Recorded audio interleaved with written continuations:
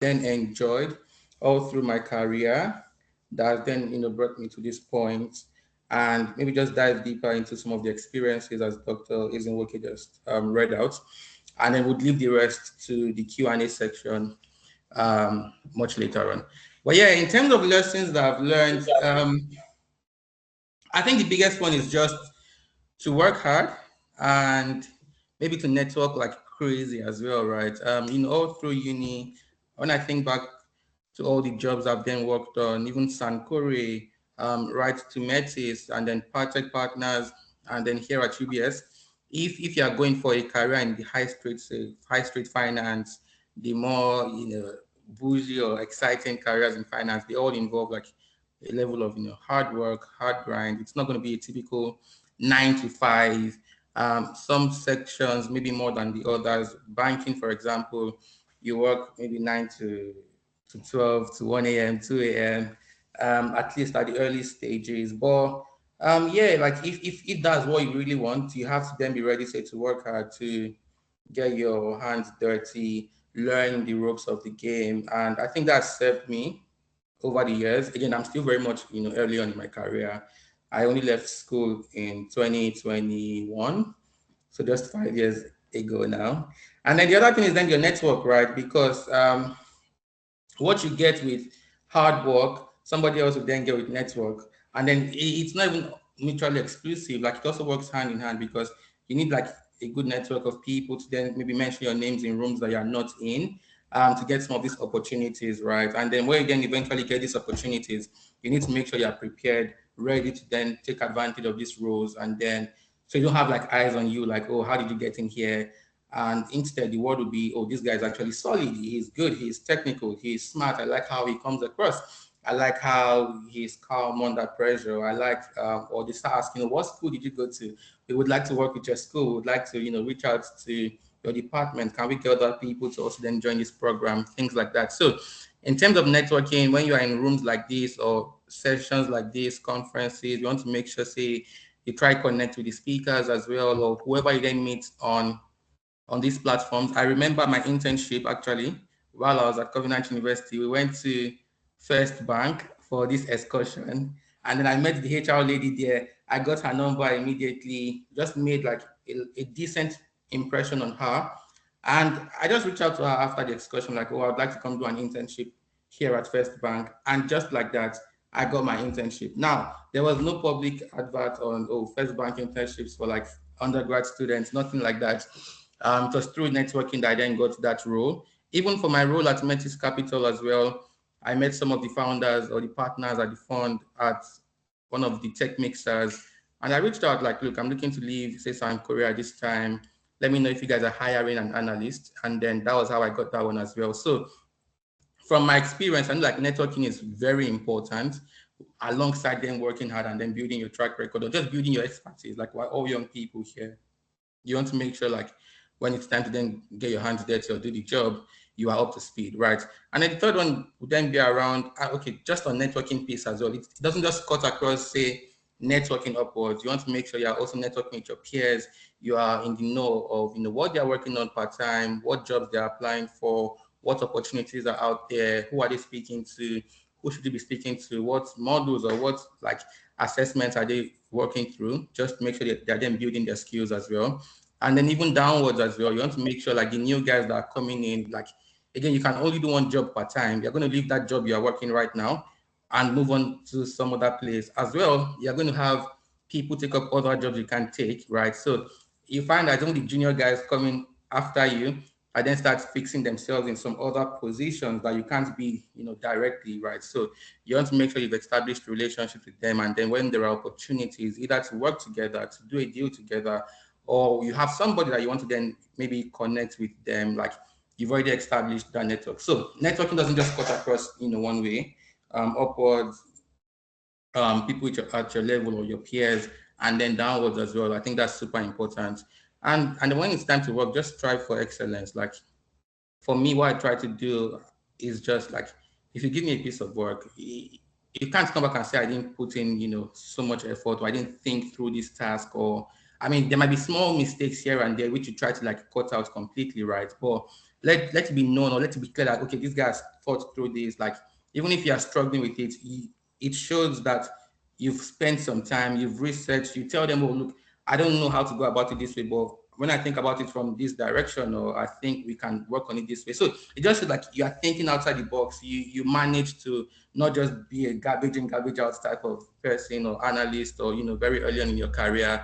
It helps if you are then known to be a problem solver. You strive for excellence. I think that's very much important. So, like in terms of lessons learned, I think those would be my threes. Working hard, networking across board, striving for excellence, and just making sure like you think outside the box, and then not just be a garbage in, garbage out type of guy.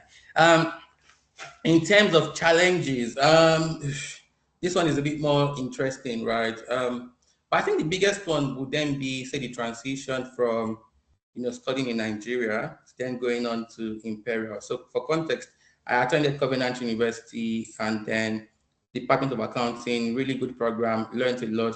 And then you move into, say, the UK, Imperial College. I was expecting something a bit lighter, like, I mean, I already have my BSc, which is like the most important. MSc can't be that bad. Like, I'm just here to chill a bit, make friends, travel. But I was met with a big surprise. Yeah. Yeah, yeah, okay. Because then, like, it was just after COVID, the year before me, they had written exams online. So I had, and I mean, it's easier to write exams online for whatever reason, right? And then it's my turn, and then they're arranging table and chair in the halls, and I'm like, are we writing exams in person? But the exams I found quite challenging. The experiences, the learning experience was fine, but exams just felt very difficult, and I took like the first semester to then really understand things for myself, like how it works here.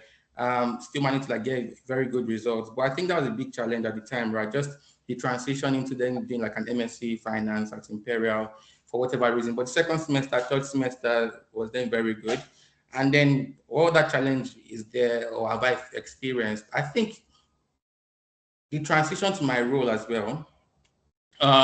So I have like a venture capital background. I did venture capital for 2 years, and then I then get on to doing investment banking at UBS M&A team, which is like one of the more intense teams. So first hours, then ramp up. Everybody's asking for everything like due yesterday. Like, it's like, dude, how soon can I have this by? And then they expect to like juggle a couple of things at the same time, right? So it was a learning curve, just making sure you could, or I could deliver accurately and within such tight time constraints. And again, you just learn on the job. Like everybody is appreciative that it's your first time or you are relatively new. So I felt like that was a bit of a challenge. But say first 3 months you acclimatize, and then from there you work your way upwards. So I think those are the two challenges, right? Just the transition from say schooling in Covenant, then moving to Imperial, right? Again, it take like a few weeks to like settle in, then moving away from like more familiar territories for me, like venture capital, to then doing investment banking in London, M&A. Those are two like interesting ones. Very quickly, just in terms of time wise, I see to touch on opportunities that have then served me during these last 5 years. I think like even when in terms of when I think about the roles I've then worked on and I've then done, how did I get or hear of all these opportunities? Okay, let's walk through them, job by job basis, right? So my first ever job was First Bank. I heard about that through an excursion. Oh, actually, like that was networking, right? I reached out. Oh, I would like to have my summer internship here, and then some paperwork, and then that was done. Afterwards was Sankore. So I just graduated. I needed somewhere to then, start have my first job, do my NYSC. So there was like an open application with Sankore then, and then I applied online, went through the process, and then got the job. For Metis Capital, very different, more like a networking play as well. I met, say, the family of Bello Sage at an event, and then I'd heard they were looking to like, put a bit of structure around the family office. And like, look, are you guys looking to hire an analyst? And it took a bit of time. She asked around, oh, who is this guy? Things like that. And again, thankfully, my reputation helped a bit there. And then I went through the process, got the job.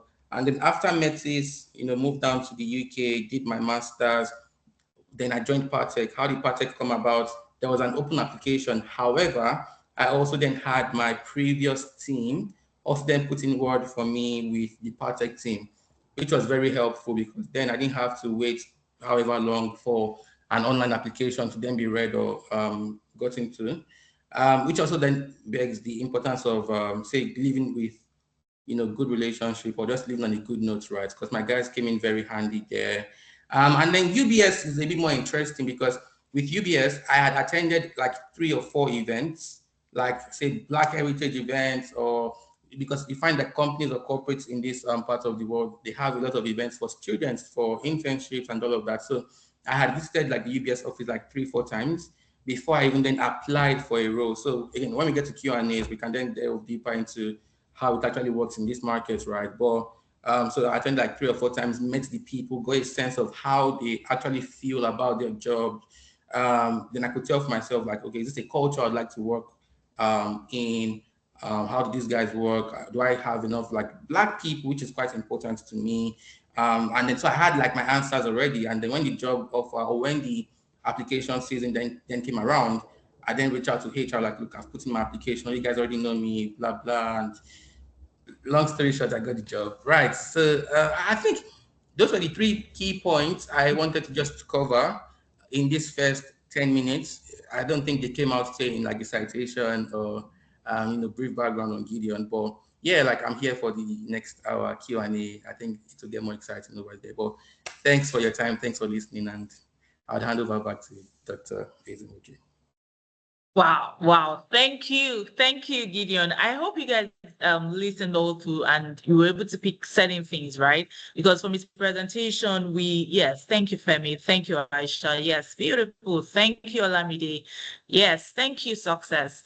Right. From his presentation, if you hear him clearly, he kept mentioning he was at certain events, networking, standing up for himself. He wasn't waiting for the job to come to him. He went, and when opportunities, arose for him to speak, about him needing a job or wanting that, position, he went ahead. So please, these are things we should, in addition to our technical, competence, because I know a lot of us here are technically competent. We have good academic qualification, probably pursuing professional qualification. So technical skills may not even be the problem here, but most likely maybe the problem is how to even get this opportunity. All right. So, and I also want to believe that his Nigerian experience kind of also helped, pave way for him, when he got to London. All right. Thank you very much, Gideon. Yeah, so Joyce is here. So Joyce, I'll be reading the citation of Joyce so that we can put in context who is speaking to us, today. So after which she will then make a presentation. All right, so it's my pleasure to introduce to us our speaker for today, which is Miss Joyce Alabi. Joyce is an accomplished finance professional whose career journey reflects academic excellence, strategic career planning, and remarkable professional achievements across investment banking, asset management, consulting, and global finance. She worked with Bank of America in London, where she contributed her expertise within the investment management space. She spent 6 years at Bank of America in London within the European industrial teams, where she advised on multi-billion-dollar mergers and acquisition and financing transactions across the industrial sector. She also worked on sub-Saharan Africa transactions across a range of sectors, including fintech, consumer, and energy. Prior to this, she built a distinguished career through experiences at some of the world's leading financial and professional service institutions. Her journey includes investment banking experiences at Stanbic IBTC, management consulting experience at KPMG, an investment internship at ARM, and a highly competitive internship at Goldman Sachs. These experiences are provided her with a unique perspective across financial market, corporate strategy, investment, and advisory services. Joyce is a distinguished alumni of Covenant University, where she graduated as the best graduating student in economics with an outstanding CGPA of 4.94 out of 5.0. academic excellence laid foundation for a career that continues to inspire many young professionals aspiring to build global careers in finance. Beyond her professional work, Joyce is passionate about mentorship and widening access to careers in finance. She volunteers with organizations including SEO, where she supports students and young professionals in their career development and helps them navigate pathways into competitive industries. More recently, she launched a YouTube channel titled Thriving in the City, where she shares candid insights on investment banking, MBA journeys, career growth, and navigating ambitious corporate career abroad with intentionality and purpose. Today, Joyce joins us to share her experiences and insights on breaking into investment banking in the diaspora. Her story is one of excellence, resilience, continuous learning, and intentional career building. We're privileged to learn from her journey. Please join me to warmly welcome Miss Joyce Alabi. Please, a round of applause. A round of applause for Joyce Alabi. Thank you very much for taking time out of your busy, schedule to be with us today. Yes. Yes. So you have the floor. Thank you. Joyce, go ahead. Can you guys hear me okay? Yeah. Yeah. Nice to meet everyone. As Dr. Ezemoke just said inside, and I went to come, and then I did a lot of. Joyce, sorry, we can't hear you again. Maybe you have to move closer to your mic. It's kind of, Okay. yeah. Or is it better? Yeah, I think it is. Yes, go ahead. I think it's better. Please, can you hear Joyce? If you can, I'm be sure we can. Can we hear Joyce? If you Okay. can't, Okay. No, we can't. Okay. Oh, No. no. Okay. Not No, no. The let me voice is low. Yes. okay. Let me join. Let me join on my phone. Okay. I was joining my laptop.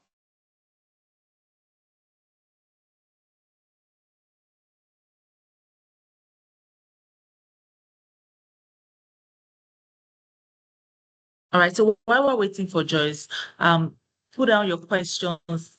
This session is for us to have a one-on-one contact with them. So please feel free to ask your question. You'll be given, or everyone will be given opportunity. Most of the time is dedicated to the Q&A. So please write down your questions and just be ready to engage them. Ask them anything. Ask them any question so that after this webinar, you'll be able to take actions immediately. All right, Joyce, if you're back, we're with you.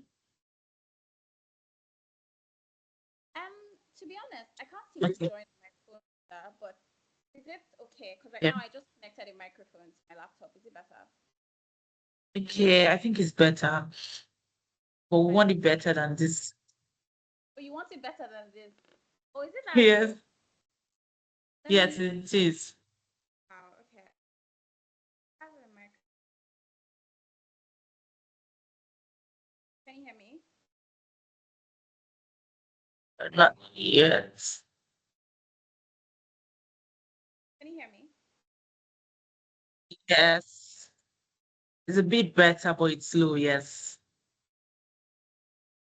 I don't know. I don't know what to do. I can try and Okay. let me. Okay, I think you should I stay can that way. Just start. stay that way. Okay.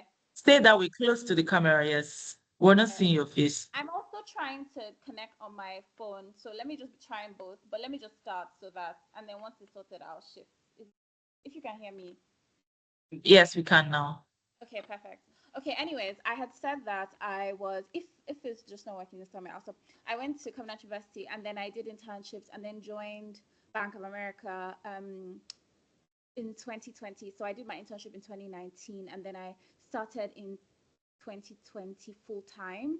The thing to notice that I applied many times to Bank of America while I was at university before I got in. So I applied like 4 times in a row because you could only make one application a year. So I always had like one time I could make an application. I was also applying to Goldman Sachs at the same time, but I just think it's important to say that because I think sometimes when people start to get rejected, they feel like, oh, it's not for them. But as Dr. Ezinwoke said in the citation, she said resilient, and I can't tell you more than that. Like you have to be really resilient for these roles. I also found out about the opportunity to get an international job from, funny enough, from Gideon, who's Gideon's brother, who I met in Covenant University and told me about the internship. So I think I just wanted to say that from the perspective of exposure. So many times, one of the reasons why it's good to meet people and interact with people is because you see what's possible. Like, when you see people doing things, then you're like, oh, this is possible, so I can do it too.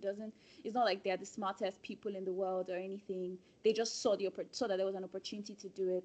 I'm supposed to quickly talk about positioning yourself for success in investment banking, and I've already kind of started. The first point is building a competitive profile from Africa.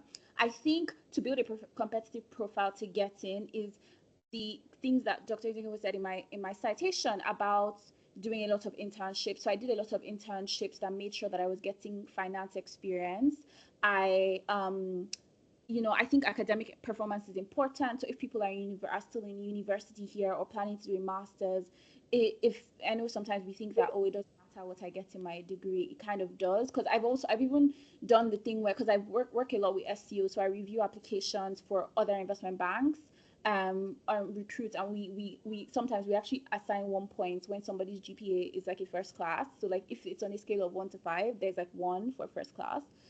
So just academic performance is important. I think it's also important to start early with recruiting, because as I said, I was getting a lot of rejections. If I didn't start early in getting my rejections, by the time I was graduating, because I got my job literally the year that I graduated, so it was perfect timing, but I didn't get rejected all the previous years. So somehow I felt like it worked out, because at least now I was getting a job when I was already graduating. So I just moved to London like almost after graduation. I think another thing with positioning yourself is to really, really do a lot of research about the job and the part of the job that you want to get into. Because investment banking sounds like one job, but it's actually not one job. There's many parts of an investment bank that you can be in. I think Gideon alluded to it when he said the different hours that we work. So I and Gideon have been in the same part of investment banking where we're doing M&A, or like that's mergers and acquisitions and raising capital. But there are many different parts of an investment bank that you can work in. So when you hear people say investment banking is very difficult, like they work very long hours, it's just one division. It's not the whole investment bank that works like that. There's many other divisions. Again, please forgive me if some people already know the things I'm saying, but I'll just say them for the sake of people that don't. So that's that. Another thing for positioning yourself is making sure that you build evidence that you have interest in finance. So maybe because of the certifications you've taken, or maybe the course that you studied, but not even the course that you studied, because now more and more, a lot of people don't need to have studied anything finance related to get into the job, but just showing that you're actually interested because of maybe the internships you've done, like I did. I also wrote ICANN, and we'll get into certifications. I wouldn't really say that ICANN or having a certification helps. So just give me 1 minute, I'll come back to that. And then the last point is just to show your interest in finance. You can do many other things like joining an investment club. So I know that the federal schools, I don't know about the private schools, but the federal unis in Nigeria, a lot of them have investment societies. And those investment societies, to be honest, a lot of people that we've hired at my bank were part of the investment society in their school, because they were really training them. They were practicing, interviewing each other, learning about the markets together. Those type of things really help. Getting involved in case competitions. When I was in university, there was a what's it called, CFA research competition that a few of my my classmates got to do, that I didn't do, but I know that gave them some exposure as well. Then the next point I was supposed to talk about educational qualifications and professional certifications. To be honest, I would say the degree doesn't matter as much as people think. I mean, it's important, it's good to have studied economics because maybe you understand quickly, but it's less about the degree, because a lot of people that I worked in my investment banking career studied like French. The head of my team even studied like agriculture, something like that, just random. But then it's more about, I guess, showing your interest, like I said earlier. The only thing in terms of education that might matter is the school that you went to. So if, for example, like Gideon, because Gideon came to London and then went to Imperial College, which is like a top Russell Group University. So obviously that helped him with his positioning. So if you go to a really good school, especially like in the UK or in the US, that can help. But then obviously I understand that a lot of us here are coming from Nigeria, and me too. I wasn't coming. I went to Covenant University, which is a great school in Nigeria, but maybe not yet as globally known. So it's possible even if you didn't go to a school that was popular, but that's just a thing that can help. So if, for example, I'm saying that to say if you're planning to apply to masters, then and your plan is investment banking, really target those schools that you know people they would usually be hiring from. So if you have an opportunity to go to like Imperial College, LSE, those ones that are target schools, definitely take it. But again, that's not the end of the world if you don't. Certifications help you, but I personally, like for investment, depending on the part of the bank you want to work for, but I wouldn't really say that certifications are that helpful. Nowadays, I think people really focus on experience, just like what experience you have, what have you actually done? Because certifications are exams, and one thing about exam is it's easy. It's a different skill set to pass an exam versus like actually doing the work. So that's what I'll say with certification. So you don't have to. I mean, when I was like in my second year in banking, remember telling one of my mentors at the office that I wanted to take CFA, and he was just like, Joyce, I don't think you should take it. I think it's a waste of your time.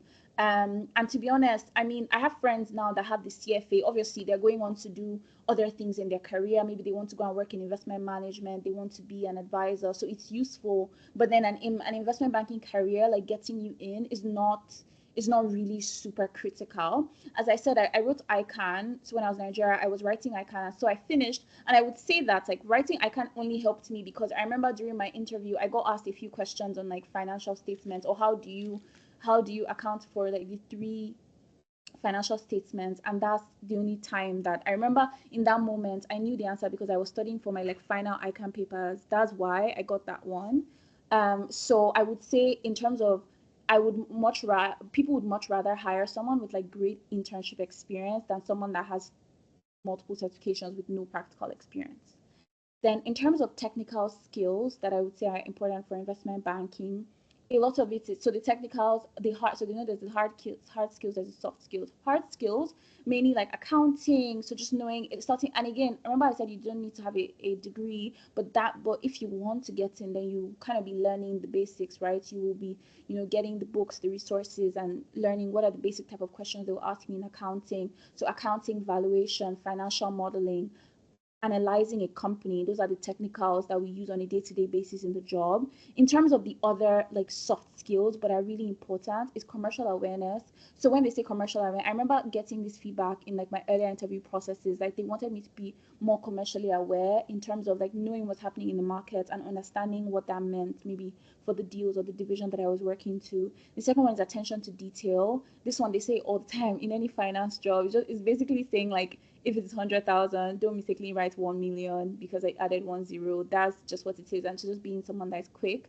Communication, because a lot of our job, I'm sure Gideon can agree, like we do PowerPoint and Excel, but we spend a lot of time in Outlook, like Microsoft Outlook, just sending people emails, telling this person this one, like writing an email, summarizing to the client, So communication.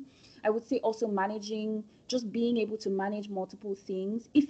Depending on the division that you join, if you joined M&A, like Gideon and I have been we work on a lot of projects at the same time. So one thing I've had to learn very quickly is managing, communicating, just calming down and saying, okay, what is important now, and like prioritizing. So that's a skill. And then obviously resilience. This resilience one is important because remember I said earlier with the recruiting, it's resilience. But then also when you get on the job, I remember being in a meeting room and we were talking about interns, because when we have the internship in investment banking, we kind of go into meeting rooms and discuss the interns and discuss like who we're going to hire, And I remember one of my seniors was saying like the most important skill he thinks is useful for an intern to have is emotional resilience. And it was funny to me because I was like, these people just want to come and bully these children. But I guess it's true. Like they're very like it's very cutthroat. Like it's very tough out there. So you kind of need to be just okay with, especially an international career, because I've done my internships in Lagos before coming, and it was just a different level of pressure, to be honest with you. I liked it because it was it was new. I was like, wow, let's do this. But then after some time, there's many opportunities to cry, and you just be like, okay, I'm going to cry, but I'm going to continue because there's no time to cry. So problem solving, professionalism. I have two two more areas to cover. How many minutes more do I have? Like, can I keep going?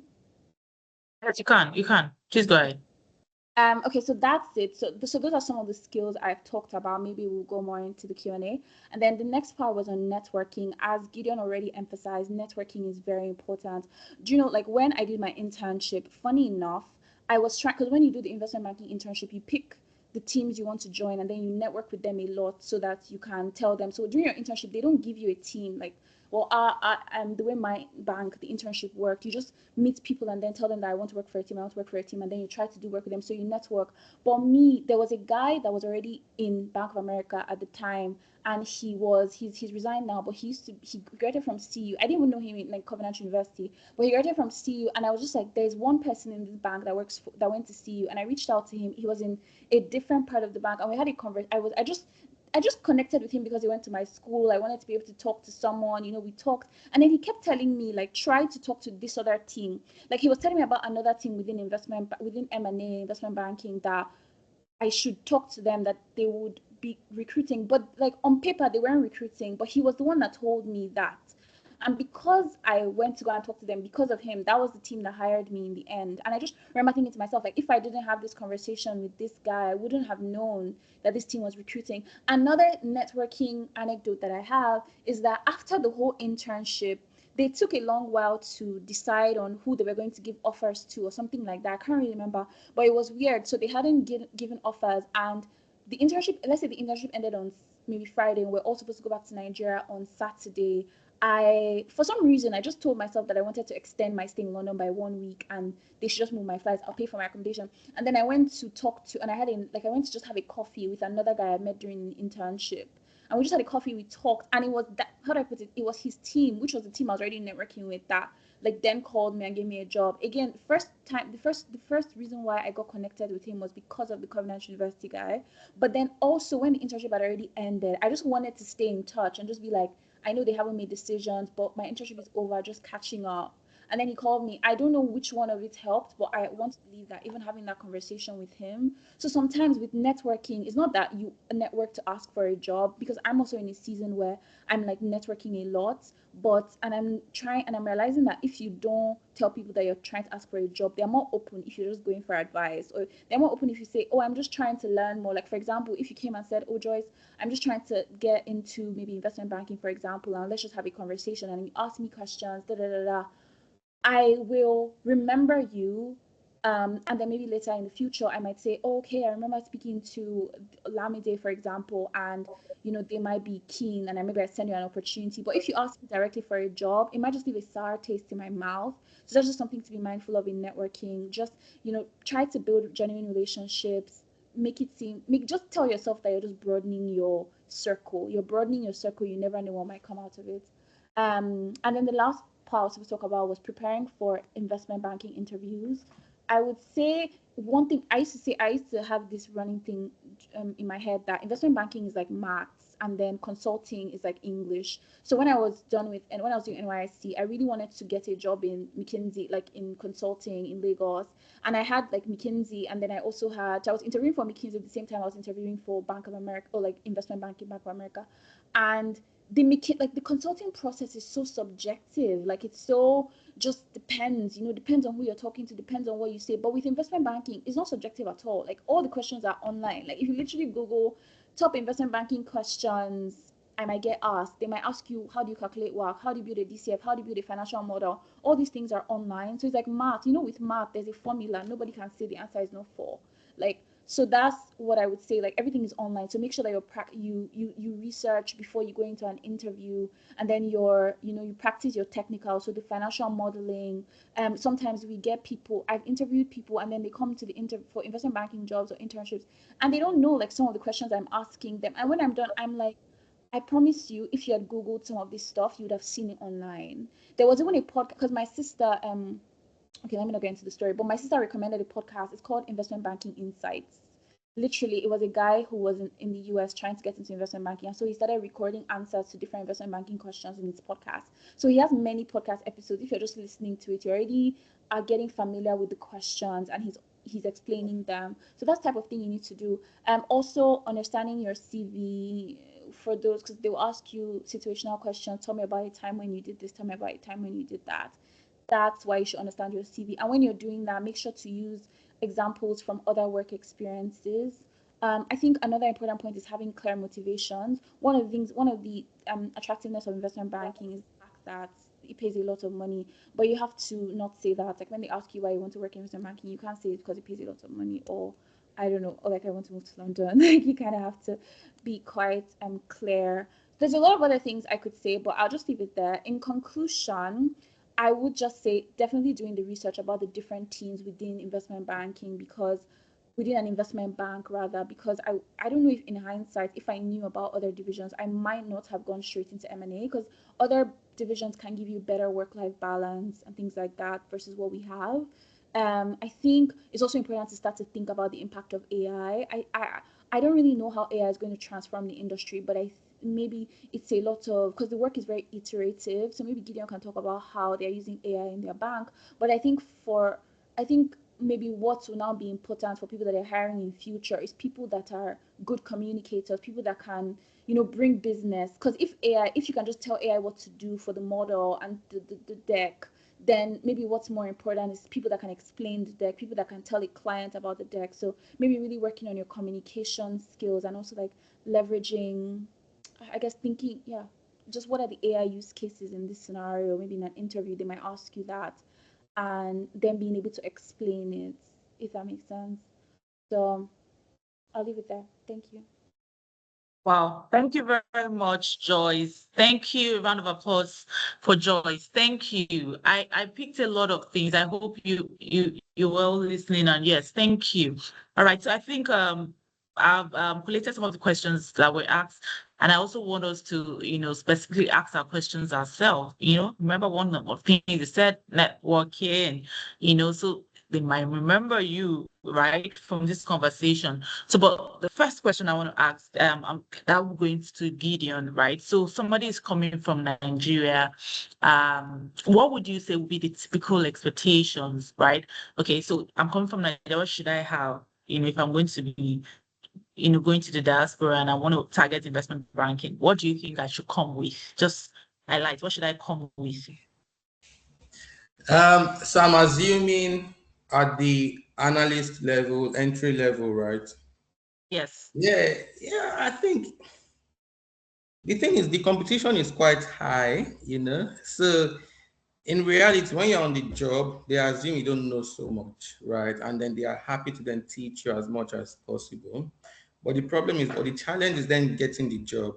And then when you think about the competition, they all understand how to build a DCF, how to build up a WAC analysis, how to work on an LBO, um, and just understanding how the three financial statements all interact with each other. What shows up on the cash flow statement? Where does it sit on the balance sheet? How does a £10 increase in depreciation affect the three statements?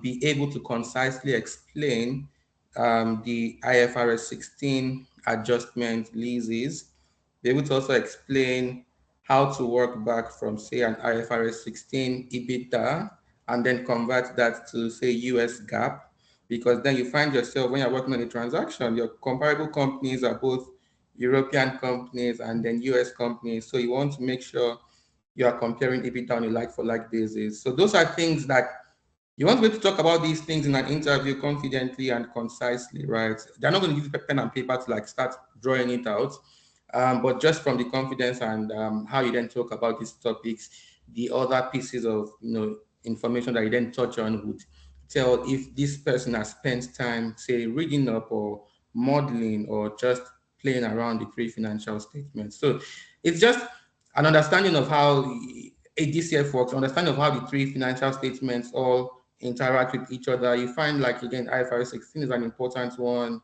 Also understanding the difference between like GAAP, US GAAP, and then how EU companies then report. Say this is now split into interest on ROU assets, and then you have your liability piece also then sitting on the balance sheet, depreciation as well. So it's just the small things, like those things would always come out in an interview process for a banking job. It's always going to come out. Banking is not going to change in terms of like a DCF is not going to change. So yeah, what else? Also, like just the commercial, understanding or know-how. You want to know what's happening with the war in Iran. For a period, the Strait of Hormuz was closed, impacted oil prices. What do you think? Again, just high level, at least you know what is happening. There was a time where tariffs as well. Trump came in, he brought about like say, oh, we're no longer Operation EV or sustainable energy, continue drilling oil and all of that. Like, so you want to just make sure like you understand what's happening globally. How is it then impacting, say, interest rates? How is it impacting the market?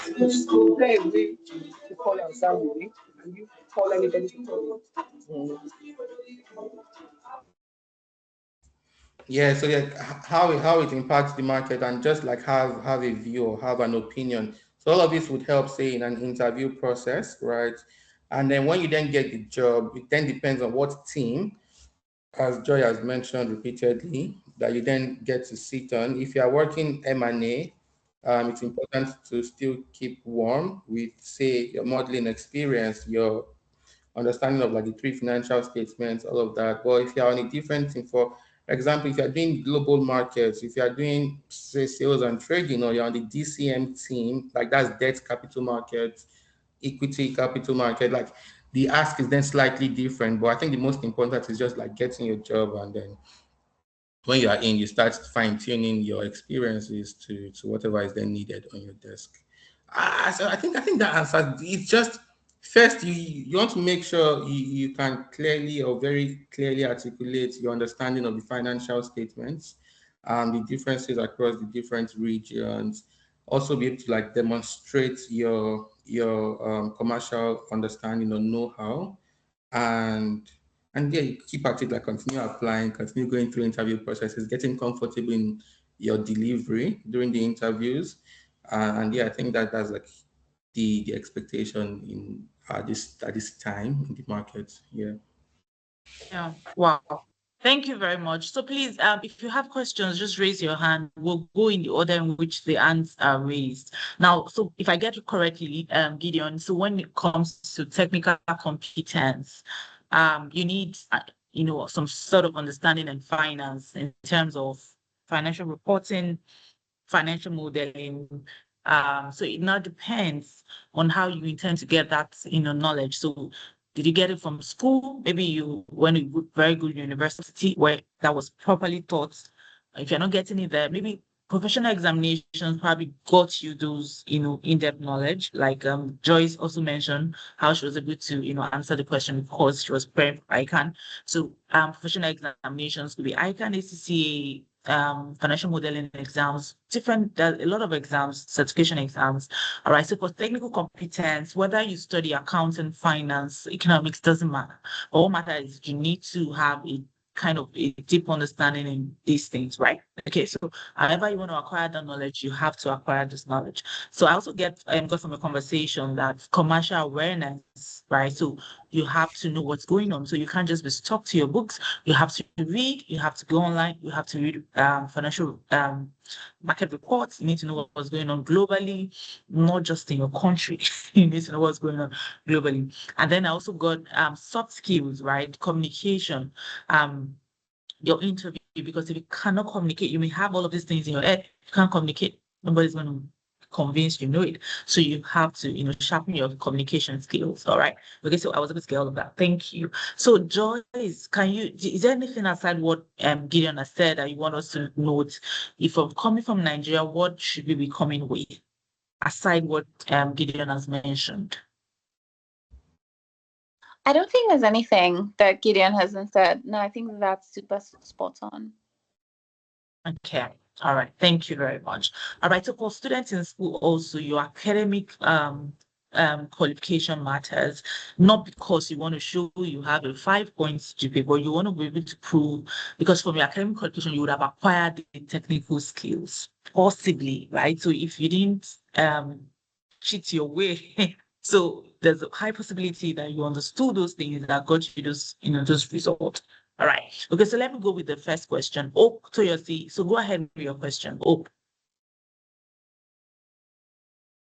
Toyosi. Good afternoon. Sorry, Oh, good. one thing, which is that I know you said communication already, but maybe the other point of communication, if you're coming from Nigeria, this is so basic. I'm so sorry, but to say it, but it happens in our interviews. It's like speaking clearly. I think that sometimes people don't speak clearly, because my own feedback as well in my interview, they told me that I talk too fast. And so obviously, if I'm talking too fast to a Nigerian, it's okay because I have a Nigerian accent. But if I'm talking too fast to someone that is not Nigerian, they can't pick up what I'm saying. So I think speak slowly. Okay. All right. Yeah. Good afternoon, everyone. Good afternoon, ma. First of all, I just want to say a very big thank you to Dr. Omotola for putting this together. This is like, I don't know, I'm blown away.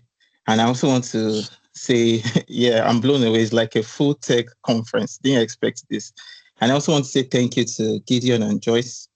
You know, you guys have just opened my mentality, because I'm also in the UK currently. So, and I went to Covenant. I know Gideon well, but he might not know me because he was our chairman then. It was Mr. Popular. So seeing the big things that you guys are doing is like, well, I'm proud to know that I went to the same institution with you guys. So I just want you guys, because I feel like I'm more closer to you guys, closer to London. I just want to know how you guys did it, because you guys just made me believe that actually it's possible. Because when I hear about all these Goldman Sachs, stuff like that, I just feel like, well, I'm a finance officer at World Mission Agency. It's not as fancy as you guys at UBS and where Joyce is working, but I just want to know how you guys did it. And also, I'm using this as a form of networking too. I want to know how I can reach you guys. Like, you know, I want you guys to mentor me, because sincerely, I'm actually very, very proud and blown away that people that, you know, have the same background as me are doing great things like this. So thank you. All right. Thank you, Hope. Yes. Joyce, do you want to go first?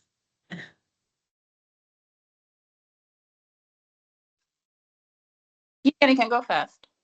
Yes, you can. So I can go first, right? So if I heard correctly, the question is like, you know, how do you then go about the application process, right, to get them, say, high street finance jobs, and then say going through the application process? Is that the question? Yes, sir. Yes. Yep. So yeah, I think a couple of things, right? So here in the UK for finance roles, what I used was this finance tracker. So they have like AI bots that then track all the top, say, finance companies, including banks, including asset management firms, including even some tech companies, right? So you have like a tracker for finance roles, for tech companies, for legal companies, right? And so as the jobs then open up, the AI bots then pick it and then automatically populates that sheet that I can share in the group chat once I just finish talking, right? So you can see that you can then see all the jobs immediately they open up, right? And it's quite important because here in the UK, it's important the time you also then send your applications in. The competition is quite intense, right? So people are applying same day that Yeah, I those know. applications open up, right? So you want to make sure you are one of the first few to apply within the first 24 hours. Like during my application period, like once I see the job has been open for up to 2 days, I'm not applying anymore, man, because you just Yeah, imagine and most times when they even put out the application, they already have who they want to pick, because it's usually a background. Yeah, sometimes I get happens you. like that. Yeah, exactly, right? I So like understand. you try to apply within 24 max of 48 hours, you know, go through the process. If there's like a numerical assessment or verbal reasoning, what have you, you just quickly walk through that to the point where they then need to review something and then come back to you. So the Bristol tracker works for me. It was Bristol tracker then. I think it has a different name. I'll pull the sheet and then Okay, the that's chat. cool. Is there a way to reach you through Mrs. Omotola in case you don't want it to be public? Maybe I just message her to get across to you. Yeah, sure. You can just even LinkedIn is fine as well. But even for the tracker, I think it will help every other person on this call as well. No, man, I'm more than tracking. I actually want you to like follow me up, mentor me in a way. No, That's fine. Buzz me so on LinkedIn. It's fine. I'll reply. I'll reply. We'll all just right. take a picture. Yeah. Thank you, Um, boss. Yeah. And I think, yeah, you just, again, you have to be resilient. Like, you send in applications, you probably get a few rejections here and there. If you guys want to hear numbers, like, during my, like, so I spent the entire year. So I came to the UK in 2022, and I spent the entire year from September 2022 through October 2023 applying for jobs. So at the time, I had applied to 200 jobs. I don't think I've ever mentioned this anywhere. So I applied to 200 jobs. Before I got UBS, I had done 40 interviews, you know. So I'd won my suits 40 times for different interviews.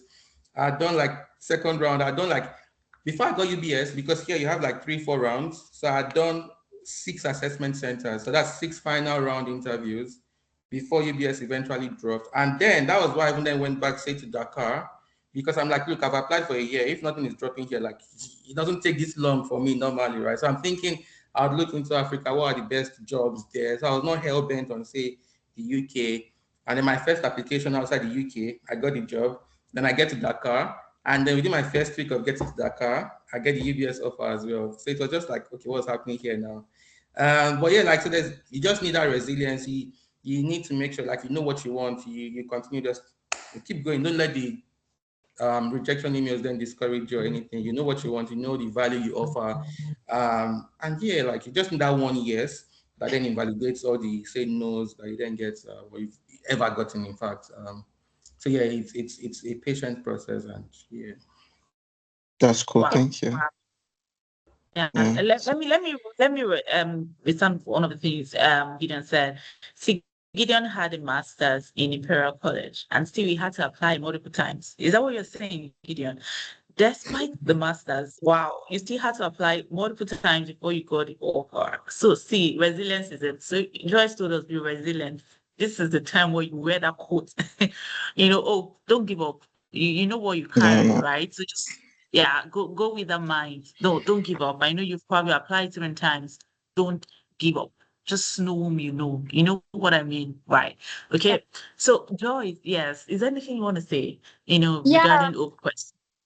I do. I think I'm glad that Gideon went first because Gideon was applying from the UK. I've not had to apply for a job from the UK before, so I don't. So I, it's interesting to hear that. I think the other thing I would add is you need to start getting into the right networks. I know that that's why you're saying, oh, you want to get involved. Do you want to talk to Gideon and all of that mentored? But I think even starting to reach out to people on LinkedIn that look at their profile, people that have the same type of profile, because one thing I realized about this whole high street finance circle is once you start to know people, then you kind of start to know what opportunities there are. You can get involved with SEO London. Like if you just Google SEO London, there is that sponsors for educational opportunity. They have a London branch, and maybe seeing how you can get involved with them, seeing what they're doing, then speaking to people in these different parts of high street finance, like maybe private equity, investment banking, because you don't know what you don't know. Like that's one thing I've learned recently. I've also learned that you can't,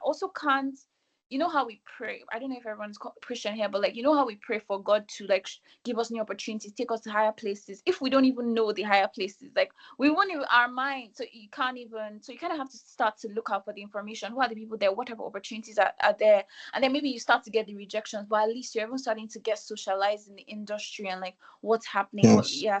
I really, really Yeah. emphasize networking. Yeah. I feel that's my I don't know. I feel that's my shortcoming, the networking, because I feel I've been closed up. The current job that I'm doing, it was just someone told me, Hope you'll be very good for this role and take it. And I got this job as a student when I was still a student. So in fact, I was blown away. I just feel it was God because normally they don't hire full time as a student because my visa is only 20 hours, but they gave me the job as a student. Do you understand? So I was just very fortunate. Someone just told me. So that's why I actually know the value of networking that you're saying. Most times, all of these applications is not it. And I'm not trying to discourage anybody that is applying. Do you understand? So thank you very much. I appreciate that. All right. Thank you. Yeah, so Gideon just dropped the tracker. So please go to the it's on the chat. So just click it, copy the link, just keep it somewhere so that you don't keep looking for it after this event. Just keep it somewhere. All right. So yes, when Joyce was speaking, so she mentioned like some set of questions. you said someone had a podcast where they share questions that could be asked in an interview, right? Because I believe some persons will get opportunities for interview. So can you share where that podcast, where they can have access to that podcast? It's called Investment Banking Insights. Let me see if he's still running it. That's literally it. It's called Investment Banking Insights. And there's this big investment banking book that everybody that wants to get into investment banking reads. I don't know if you've read it, but Gideon, it's called like 100 questions or something like that, 500 questions in investment banking. So the guy is basically, I think he's gone through the main ones and then he's like answering them on different podcast episodes. So you can literally be going through reading, preparing for your banking interview like that. I'm just checking my podcast app. Yeah, Sorry, so Joyce, you mentioned sister Mrs. Omotola mentioned you had a YouTube channel. Can you say the channel, please? The name of your channel. It's called Thriving in the City. It's called Thriving in the City. All right, thank you. Okay, so I found the podcast. Do you need me to send the link? Yes, please. Please do. Please do. Please do. Thank you. All right, so let's take the second question while she's doing that. Priska, sorry, I don't want to murder your name. Priska, please go ahead with your question. Sounds like it's a one. Okay, all right. So please go ahead. So the question I wanted to ask is for someone like me that I didn't really go to a well-known university. I went to Caritas University in Enugu, and I don't know, is there any I'm currently writing my ICANN though, so I'm just asking what's the best strategic way for us to, like, for me to move forward in order to set myself up in getting a really good job in investment banking. All right, beautiful. All right, so who's going first? Thank you. Yes. So I'm sure Gideon, Joyce, people that didn't finish from Covenant University, not they didn't go to a very popular school in Nigeria or a very known school. So can you share from their own experience, how can she break into investment bank? Because like both of us, both of you rather, we are biased already. You're all Covenant University. So could it be that, so but we know that's not it, right? There are other people that didn't come to Covenant and still working in investment banking in, the UK and London and other countries. So please can you share from your I can start, but then I think I don't know if this is a hard answer to give, which is that you kind of need to find another thing to be you either need to go into a master's program, for example. Wait, actually, this is so now. So that means you're saying investment banking in like internationally, maybe like in London or the US or whatever. I think to do that, you would have to either go to a master's program in the UK or a master's like maybe you're targeting a master's program in the US that is a bit more well known, or you then, if you don't do it through school, then just do it through the company that you start with. So maybe, for example, you went into maybe like a reputable company, like, I don't know, start with KPMG, just anyone that's like accessible in Lagos, for example, or First Bank, and then maybe you went to Stanbic, and then you went to Standard Chartered or Citi. Do you see? So you kind of have to build it up from where you are, because you always need something. And like as Gideon has said to me, there's so much competition that you need to find a way to differentiate yourself. So maybe you start from the schools, because by the way, like by the time you graduate, your university degree is no longer the most important thing, right? It's then the experiences that you have. So if you start to build it up gradually from maybe getting a banking job, like I know someone that first started working at Sterling Bank. Then after Sterling Bank, they went to, I can't remember where. Then they go into McKinsey, and then now they're McKinsey in the US from McKinsey in Lagos, like that. So that's like a way to do it. You kind of have to use it from the companies or another school. Okay, so I'm hearing internship, work experience, a lot. If you're in Nigeria, just maybe get yourself involved, right? Is that what you're saying? I'm as saying students for students.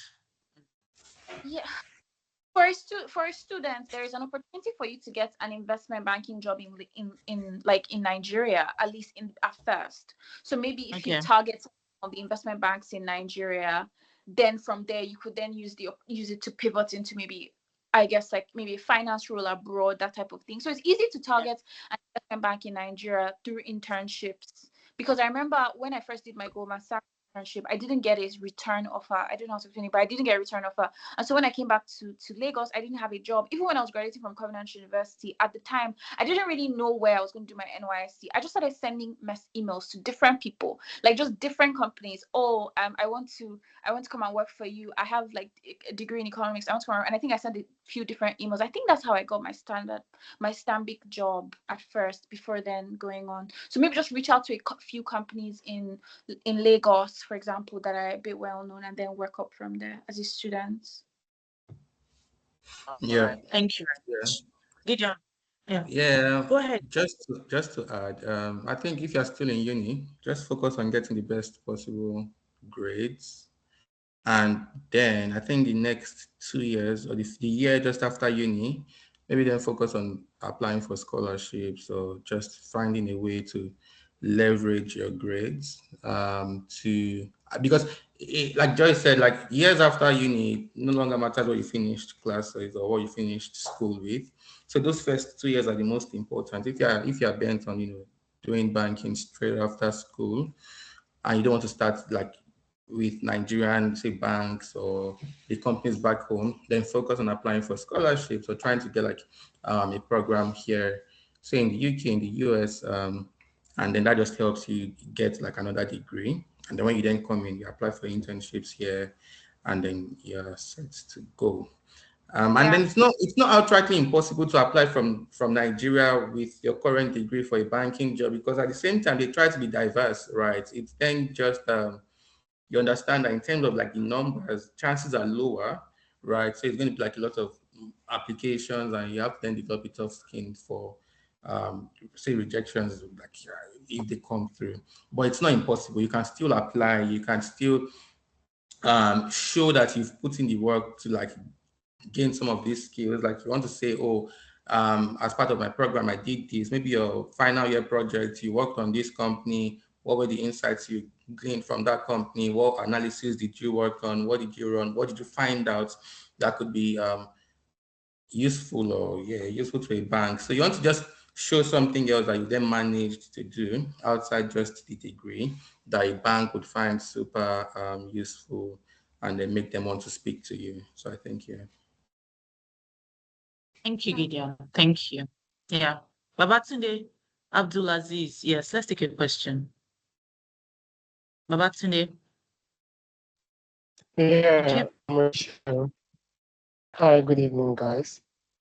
Good evening. Apologies, I'm unable on my camera on.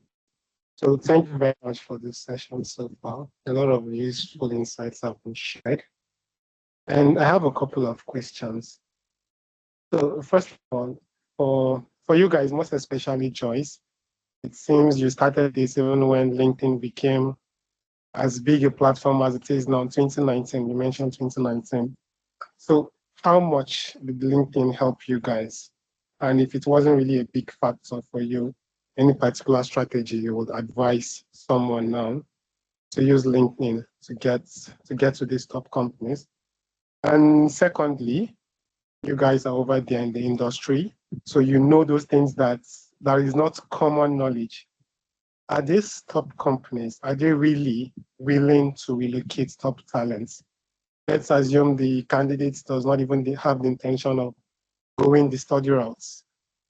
So these companies, if they identify as the top talents, are they really willing to relocate you all the way over there? And lastly, Nigeria, we have this age bias, and they even say it openly.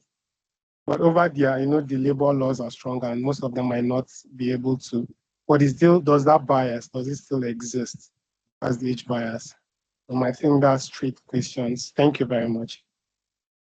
Welcome. Thank you. Yes. Joyce, do you want to go first? I can, yeah.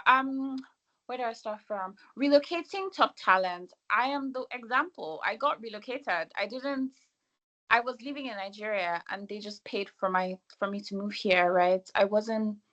There was nothing. Even my Goldman Sachs internship, I did it. I was even in school in Covenant, so I had to take it like permits, exits. I can't remember what it's called. But that to like go out, and then they gave me to come to London. So they paid for everything.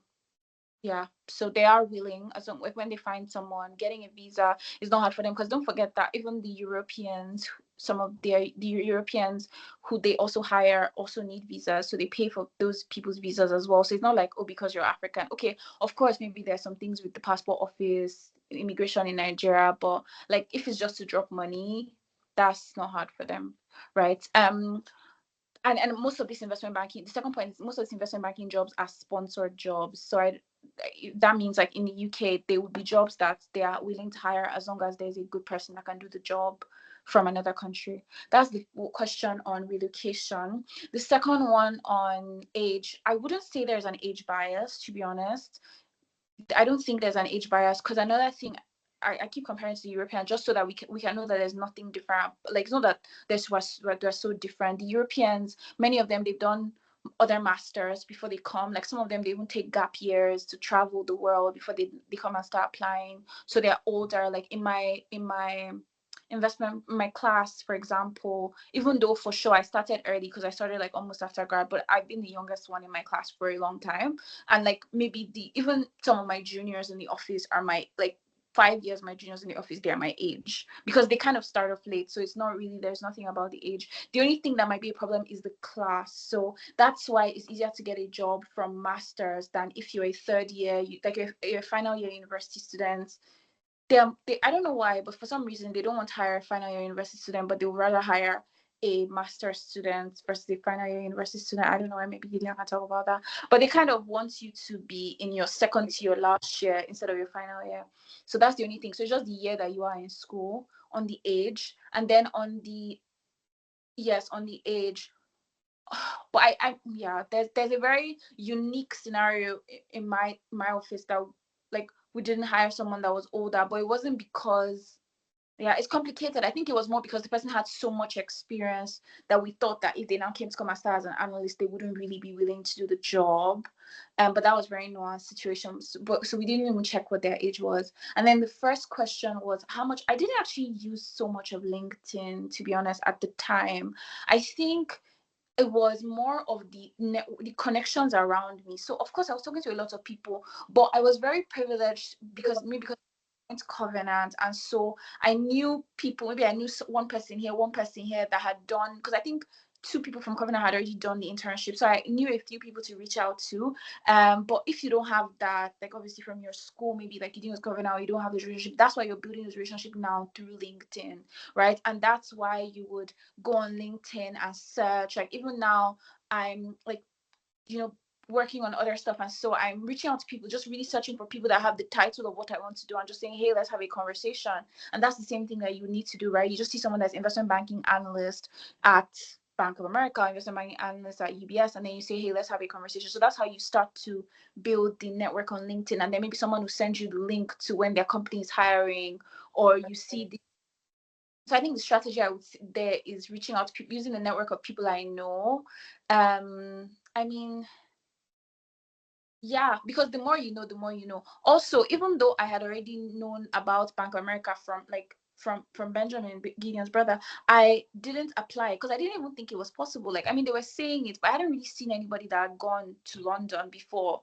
But when I did my first internship at KPMG, there was a guy I worked with. He was from Unilag, and he had just gone to Goldman Sachs in London the year before. And I was like, oh, as in this thing is actually happening. So I think it's when you start to meet people, connect with people, that's what helps. I don't know if I answered that first question properly, but maybe Gideon can speak more to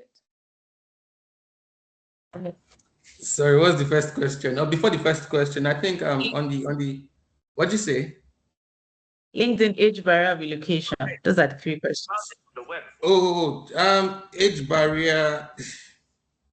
I mean, let's be honest, right? The analyst job is a very hard job. It's like the hardest job in banking, right? Like at the early stage. So they rather, honestly, have someone that's a bit younger, not encumbered or not with so many family engagements and things like that, because you're working till like 1 a.m., 2 a.m., 3 a.m. So the last 3 weeks, 4 weeks, um, I've been working till 3 a.m. Right. So if I had, say, a family at home, or I had a child, or or I was a carer or something like that, like it's then tricky. And then they know that you can't be, yes, at the point of interviewing, you're excited, but after doing that for 3 months, it then causes like a strain on, say, your relationship, either at home or your kids or family or something like that. So they would think twice before then hiring, say, someone that's maybe 40 years old or 45 or 50, for example, knowing very well that you then prioritize some other things at that stage of life than just say a job, honestly, right? However, say then, yeah, if you're in your 30s, it's not a problem. Like there are analysts in UBS that are in their 30s. You find people that have worked 5 years, 10 years in other industries that then come back to banking, right? Because, like, again, it pays decently well. It's a known trajectory, right? So if you stay true to the course for 5 years, 7 years, 10 years, you know without a shadow of doubt where you would be, where what you'd likely be earning. Also, like, they don't really fire people in banking unless or until you get too expensive or you're just very bad at your job, right? So you don't get, like, so say the market is bad or the market is good, like, you don't really have so much like hiring and firing going on for the first 5, 6 years. So there's a lot of job security in that regard. So you find people that have done like 5 years, 10 years, 12 years in other industries, then come into banking, right? So like that's how they then think about like family engagement, because also what they find or what we find is after you've done banking for a bit, say as a young man, you then get married, you start having kids, then you go meet HR. Look, guys, I need to leave. Like I want to go get married. I want to go have more time or spend more time with my family. So they know like it's like a normal reason for leaving banking, right? So if you already have that and you're coming to start as an analyst, they just know that it's only a matter of time before you come say, oh look, I need to spend more time with my family, right? So they just guide against that, and or they just double click on that during your interview to understand, okay, you have this going on for you already. Why do you think you'll be happy to stay at the office till 2 a.m. or 1 a.m. Doing some work that you don't think is super urgent for the following day, something like that, right? So I think that's what I would say on the age piece. It's not impossible. You just need to understand or to very articulately convey the message as to why you want to do investment banking at whatever stage it is you want to do, how you then manage your engagements, your family commitments. I think that would be very important, say, for your interview and for just convincing, say, the hiring team. And then I think Joyce has also mentioned something around why they rather hire students with at least a year to go in their studies than hiring final year students. I think it's just because the main entry or main inroad to a banking job is through internships, right?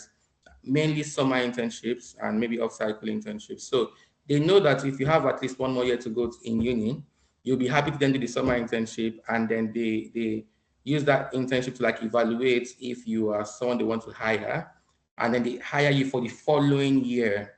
However, if you're already in your final year, you don't have a year to then be waiting for the job, right? They want to know that you have one more year in school, such that you're happy to then resume the following year. It's very methodical in terms of like the structure. You can't do a summer internship, say June to August, and then resume immediately in September for a job. It's unlikely. Like many of the banks then hire you for the following year, September, which is why they then like rather go for students in like the penultimate year.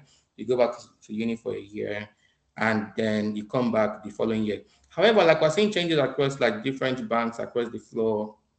You find banks then doing like January intake. So you do your internship, say up until August, and then you resume in Jan.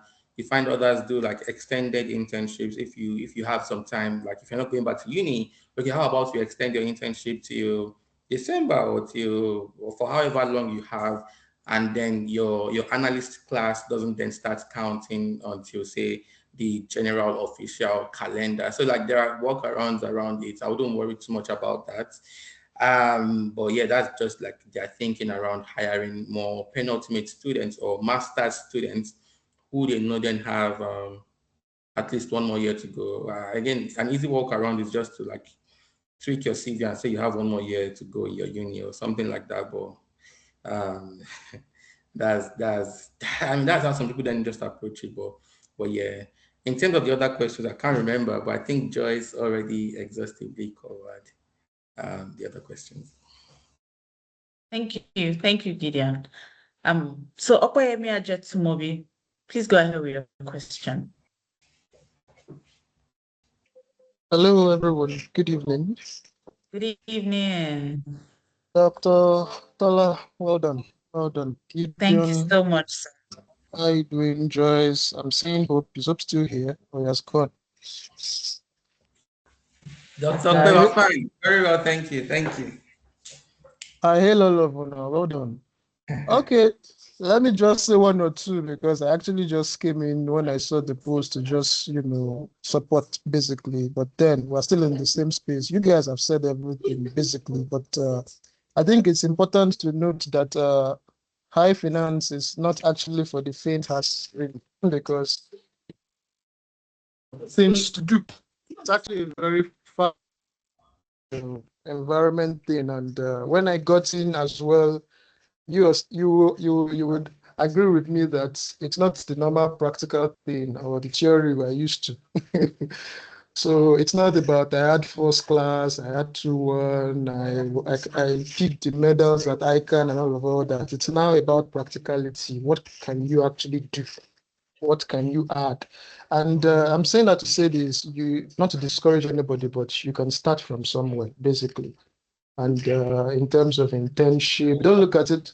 Don't look at it because Giddy is in UK, Joyce is in UK. I mean, everybody wants to, go to diaspora, but then quite a lot of people will still be here. Everybody can't be in diaspora.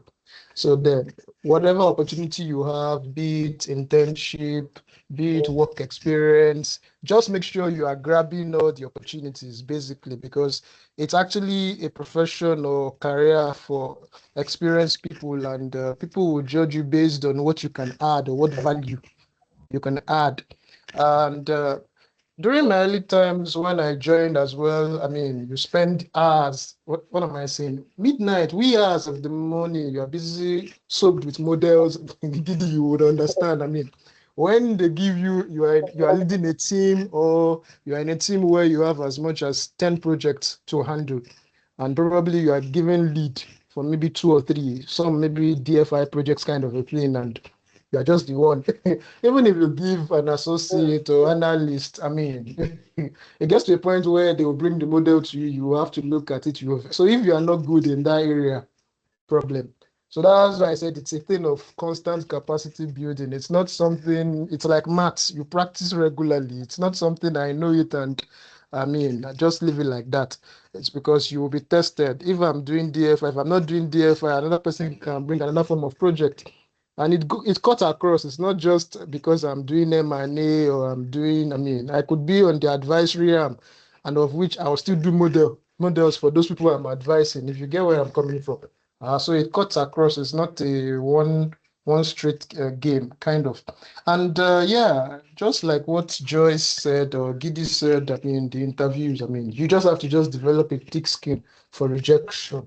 If you really want to survive in high finance, really, you just have to have that thick skin. Else, it will quickly weigh you down. And the moment you are weighed down, 1, 2 rejections can just throw you out. And you'll be like, I don't think I want to do this thing again. I don't want to apply again. But then in reality, it's not actually you as a person they are rejecting. It's your skills, it's what you want, your value, what you want to add. They're actually rejecting.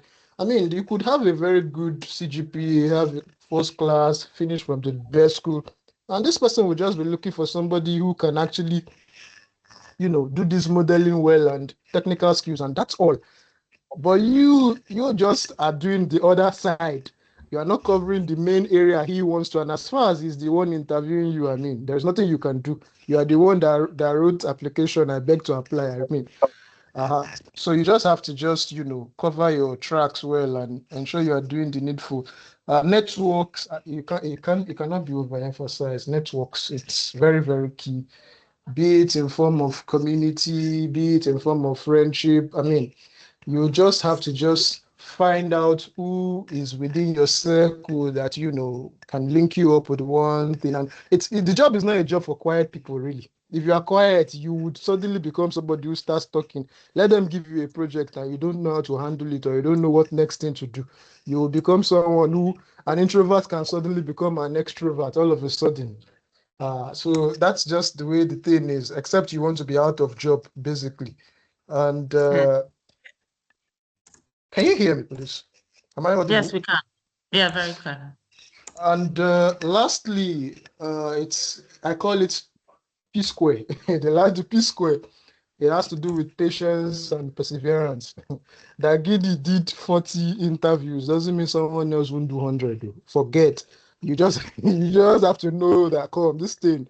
I will try my best. Of course, prayer. You can't rule away prayer. Prayer is the third P that I didn't add there. You can't rule that away. That one is normal. But patience, your time will come.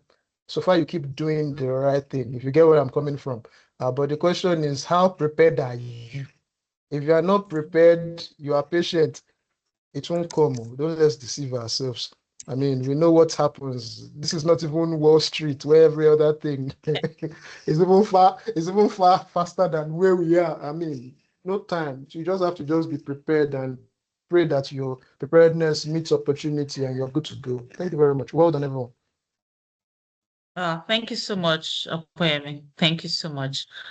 All right, so let me take a question that was written. It says, what's the CV format template should be used? Is there any particular format when you're sending your application, right? Is there any particular format for the CV? Who's going first? Okay, Joyce. Is there an application format? I think, I mean, I would just say a clean CV. So what I'm searching for, there was this CV format that I think was it SEO that shared it with us many years ago. That was this very clean CV format. How do I send it to the chat? I found it in my email. Okay, but anyways, I'll tell you what it includes. It's just simple. It has education on the top. It has projects, achievements, awards, then work experience, then leadership experience, then volunteer activities, then skills and interests. I think if obviously you're just graduating, then your education's on top, or if you've done some other work experience, like right now, my work experience is on top of my education because that's like the most important thing, like the most recent thing I've done. I think the key things to note are that it's a clean CV. I'll send a screen. I'll log back in on my laptop and then send a screenshot to the chat. But it's that is a clean application. It states, try to look for the keywords. There's some things on finance. If you've done any finance courses, then make sure that you put it on there. It has no typos. Like sometimes when we go through the applications, and actually we don't even go through the applications. I think HR does, and HR they don't even know what investment banking does per se. They just kind of cancel some people's applications just because maybe it looks bad. So when you see all those CVs, some industries, maybe if you're a graphic designer now, your CV has like colors and all of that. But like in finance, it's just more straightforward, just table format, one page.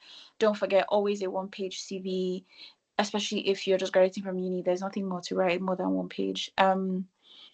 What else? Yeah, so like skills, interests, volunteer activities, and leadership experience gives us, like when we're interviewing people, it helps us to have things to say. Okay, so I see that you were a leader in, I don't know, Kuwait, for example. What did you do?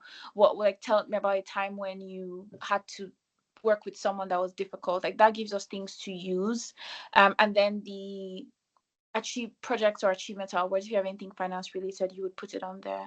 So I would say that's what it entails, but I'll send a screenshot of this CV, which is the same format I've used for years. Yeah.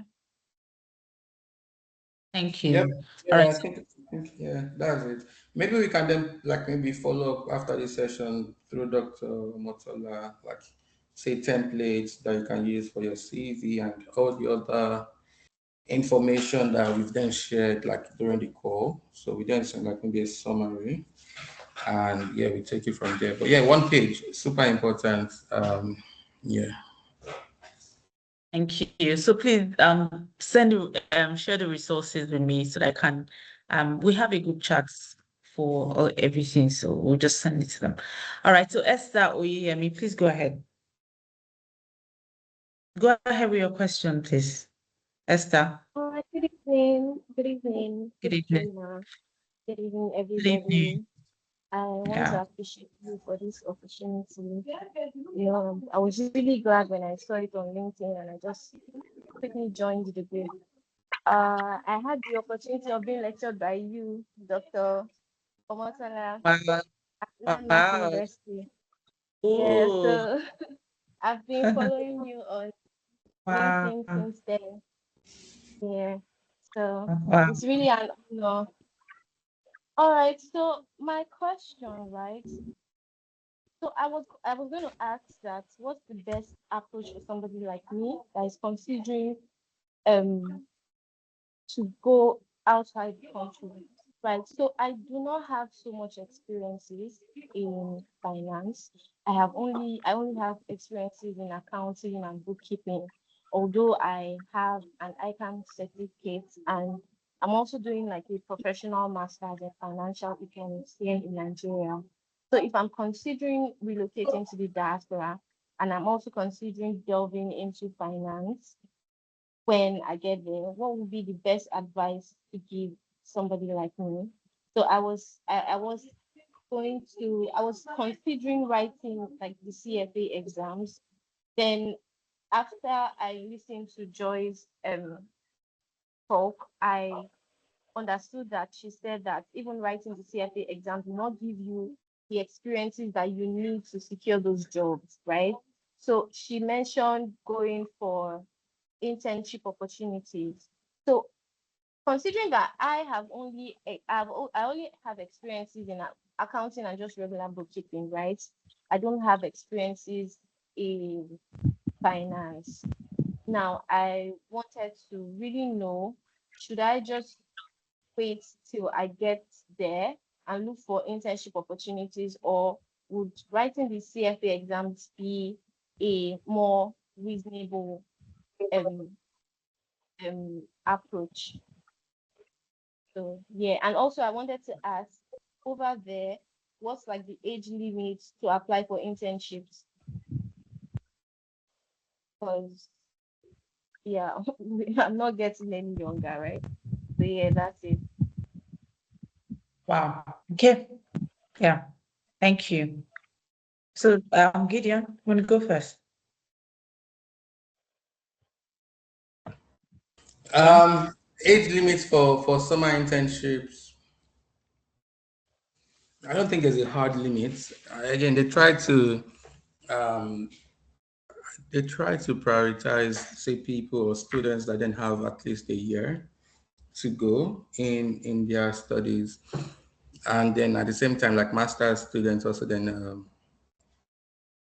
master students are then eligible as well. So if you have like an MSc student that is like 30 years old, 32, like he would still go through the process. And then, of course, if it then comes up during the interview, he or she should be ready to then articulate why he's happy. Still then going through the analyst cycle, even at say that age where he's probably then had like experiences across other industries. So like they don't look at it in terms of like age. It's not a hard rule there. It's then just more around um, what stage of your career are you, and then do we believe it makes sense for you at this stage or at whatever stage of your career, and it's then left to you to then very articulate or clearly articulate why you think you are happy to then go through like a summer internship, then potentially come in the following year as an analyst. And then the second piece on, your experiences in, accounting and bookkeeping, and you want to do like banking, even here in the diaspora, how best to go about it. Again, like the CFA is not like Joyce said, it's not an automatic route into banking, but it's not a disadvantage either. So even if it does not help you get a job in banking, it's always still going to be useful for a career in finance or for whatever job you then want to then do in the next 5, 7, 10 years. So I think the advice is, if you have the time, if you have the resources to then still follow through with a CFA at this time, my personal advice, like, follow through, right? But then don't measure the success of your CFA on you getting a job in banking. Like, they rather than see, like, tangible experience or directly related experience in banking that could then be, more closely transferred to whatever desk you then join. And then the other thing, like, again, I don't know if this part of your question is, to be fair, you can still start banking in Nigeria or across Africa, right? Like, my approach then, I applied for a year in the UK. I didn't get the job I wanted. So I looked at Africa, like, I'm like, what's the best job? What's the best company that will pay me the best, or that will, have the best culture with the best people that I could work for or work with in Africa? And then you can just highlight like a list of 10 or 20 companies that you know that if you don't manage to then travel, say Europe or the US, you'll be happy at either of these companies, right? So while networking and trying to establish relationships with guys in the diaspora, you should then also look at these top 10 or top 20 companies in Africa that you'd be happy to work with. Because again, you find that many of the people there have either worked in the diaspora before, or they are very well learned and very well experienced people. So you get like similar culture or similar experience with them, and like you'd still be fine. And then say after I then do that for like 4 years, 3 years, 2 years, and you think you still want to move, it's then easier because now you have a directly transferable skill, one. And two, you can then, even after saving up some money, having worked in Africa with them, with these companies, you can say you then want to do like a further degree, like an MSc degree, or even an MBA, right? So if you then go for an MBA, whatever university here in Europe or in the US, you can then transfer directly into an associate role in banking, right? So you miss out on the first two gruesome analyst years in banking, right? And then you come in as an associate. But for you to do that, you need to make sure you have relevant experience in Nigeria and Africa. One, you need to make some money, like save up for your MBA or get a scholarship, and then make sure when you're applying for them or for the roles in the diaspora, like you have relevant experiences or then allow you just continue from a more senior level. So the point is, if you don't start now, it's not the end of the world. You just then have to rethink, what's my strategy going to be, right? Do I want to work with ARM or Chapel Hill or KPMG or Africa Finance or Sankore or Coronation Bank, Grand Merchant? Like, there are companies that are off the top of my head, very solid companies. You have people from diaspora go back to work in those companies. So you get like similar experiences. You get good exposure to deals, right? And then 3, 4, 5 years down the line, you make your money, then do like a further degree, then you can then join in like a European country if you still want to then do that. Or you just stay and become a senior person, you start earning your money and realize that, look, I'm actually making a lot of money here than in diaspora. I think like there are companies in Nigeria, guys, that they uh, that they that they actually compensate properly, because here you pay taxes heavily as well. But this is not about compensation, right? It's then about like the experience, and yeah, there are companies that you can just very easily highlight, and then you get like very comparable experiences. Wow. Thank you. Thank you. Joyce. Thought that if I missed a bit of that question because I was doing but I thought that Gideon answered that very well. Oh, okay. So Bala asked for relocation. Did you get relocated to Dakar from Nigeria, or you had to pay your way? For me, So you right? were in London. Yeah, yeah. Yeah. Yeah, for you. No, no, no, no, they paid for me. Like, Oh, okay. these companies don't have any issues with relocation. Like, relocation is the least Okay. of their worries. Like, The problem. yeah, like relocation is less than 2K, like it's less than two Uh, thousand dollars, right? Like you just pay for your mhm. flights and then they process your work visa, right? That's everything. It's under like maybe even 1,500 USD. So like companies like the more global or international companies never really have a problem with relocation. It's just for you to like pick their interest, get the job, get them excited about you, and then they pass you on to like whatever team needs to then work on relocation. So like don't see like, because right now geography is not a limitation as well. Like build up your skills, even in tech as well. You find many people go from Nigeria to Meta directly, Apple, Google, Netflix. It's the same for finance. Like build your skills, become a person of value, and then today you're in Nigeria, but next tomorrow you're in a very different part of the world, right? So it's not a limitation as well. Just keep on building, and then you get something very, very exciting. All right. Okay, so but do you think you since you applied from London to Patek, do you think that kind of impacted you getting Patek? Do you think so? Do I think so? No, if anything, that was a deterrent, or like, because then they were like, this guy is going to go back, right? Like you already did Imperial, yeah. And I did go back, because I get to Patek, they wanted from the week one, they put me into a room. They're saying, look, we're thinking about more long term, like having you based in Africa, covering this fund, like staying, because I signed for an initial 6 months contract. And then they were saying like, look, we're thinking more long term here. Is this something you'll be open to? Right.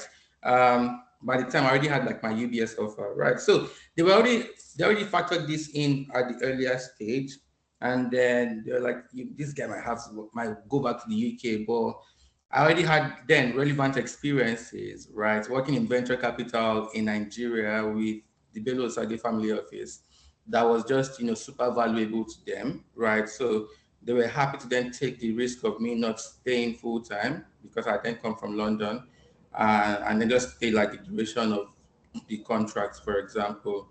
So I think it didn't contribute positively, right? It was more about the experience in VC, how vast and well connected I was. They wanted someone that could at least drive on some things individually without so much supervision, because it was like a small team at the time, 4 or 5 people.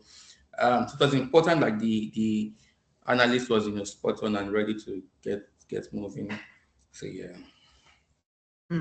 Okay.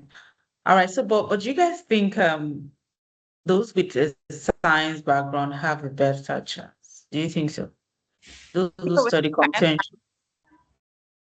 Joyce, um yes. I don't know if they have a better chance, to be honest. I think it might be the same. It could be for sure that they are sharper, like with they seem to sometimes be quantitatively like sharp and quite there.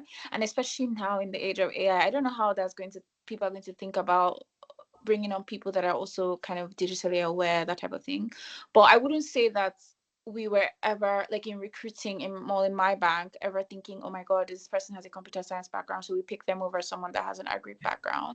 It still always comes down to how much interest have they demonstrated, maybe because of the other internships that they've done.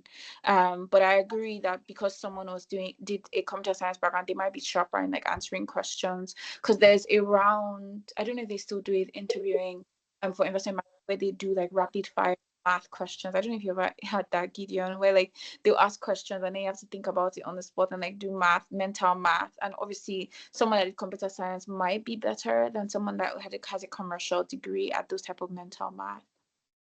Yeah. What I would say with that is it can be quite annoying for like finance people, right? But sometimes you find that because they always push for like diversity in thoughts, in experiences, things like that, they then try to maybe hire people that don't then have the typical finance background, right? Because again, for someone in sciences or an engineering background, likely is sharper with maths. And then when you're an MD, or when you're thinking about the team formation, you are thinking maybe from a group of 10 people, right? I want to know that I have like 1 or 2 people that, can think about some, quantitative concepts quite quickly, maybe more than the others, while you have like your core finance guys. You don't want, because finance people all think the same way, to be very honest, right? Maybe some guy with maybe a quant background or an engineering background might be thinking differently about some of the concepts that we then come up with. And then again, global banks are always just thinking about diversity. They just want diversity of thought, diversity in people, diversity in experiences, backgrounds. And sometimes it actually serves them, because then when you start going deeper into like the sector and industry experience, you say you're working on an airplane manufacturer or Airbus, for example, like you're doing a transaction there, you find that people that don't have maybe like mechanical engineering background can more easily say understand some of the concepts that are in the financial statements and the different line items. It comes easily to them. There are some, even in banking, when you're working on like live deals, you are working directly with the internal corporate finance teams on the other side. So if you already have like an affinity or a special attraction for a particular sector, as evidenced in your educational background, it's then just easier. So for example, healthcare division as well, you find that sometimes they hire medical doctors, right? Just again, because if you're looking at a healthcare company, you're seeing H2O or you're seeing all them numbers. For a finance person, it doesn't make so much sense. So it then makes sense if there's someone with a medical background, for example, on the healthcare team that say you're working with like AstraZeneca, they produced or they helped with say COVID vaccines and all of that. Because when you're working on deals, you have to then drill deep into like their business model. You have to understand all the solutions that they offer. So you can also then explain that to investors. So you have to become like the company. So to take that on board, like you need people that also then have experiences or like that understand those sectors a bit more. So that's why for particular sector teams, they start thinking, oh, I want to bring in someone with a medical background. I want to bring in someone with an engineering background. I want to bring in someone with maybe that has experience in the industry, say consumer, working on like a retail or e-commerce play, things like that. But it's not a disadvantage to finance people, and they don't have like a higher chance. Just surface or base case, it's still like priority for finance people, and then for the niche teams, they then want to like go for particular profiles. Yeah. All right. Yeah, thank you very much. I think we've gone around all the questions, but let me just ask, what skill do you think is mostly important? Like top 10 or number 10 or number one most important skill you think?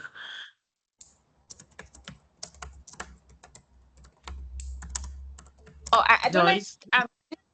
Yeah, I'm gonna start. I would say the most important skill is an ability, but also willingness to learn quickly. So ability, because obviously, like you need to be like sometimes things change, demands change, especially if you're coming from a non-traditional background and then you learn and then you want to come and learn finance. So you need to have like the ability to grasp new information, but you're also willing to grasp new information. And that willing part is important for also finance people because sometimes I have finance interns or like new analysts join my team, and because maybe they worked in another finance job, they just come and act like they know what to do. They've seen it before. They're not as open-minded about learning how things should be done. And as Gideon has said, Gideon has said the Benjamin's Gideon's brother, by the way. So I didn't just make a mistake. Sorry. The reality is that sometimes the analyst job is very it it looks high on the outside, but it's very like you have to listen to people above you. So there's a lot of listening to the person above you, doing what they say you should do. You can have your own ideas on the ways you want to do things, but the job is very hierarchical. So you need to be able to learn things, but also willing to take instruction on how other people want you to present information. So yeah. All right. Thank you. All right. So Gideon, we're just asking top skills needed. Top Yeah, skills. yeah.